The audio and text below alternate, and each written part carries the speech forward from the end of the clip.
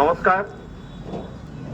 পশ্চিম মেদিনীপুর জেলা পুলিশের উদ্যোগে দাসপুর থানার সহযোগিতায় প্রত্যেক এলাকাবাসীকে অবগত করানো হচ্ছে যে গুজবে কান দেবেন না, গুজব ছড়াবেন না।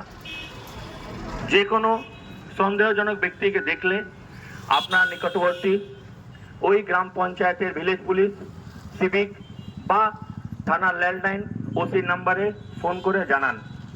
কোনো সন্দেহজনক ব্যক্তিকে নিজে আটক করে মারধর করবেন না, এটা দণ্ডনীয় অপরাধ। পুলিশ প্রশাসনকে সহযোগিতা করুন। এরকম কোনো ব্যক্তির খবর থাকলে আপনারা জানান, আমরা সেই ব্যক্তিকে থানায় নিয়ে এসে আইনগত যা করণীয় করব।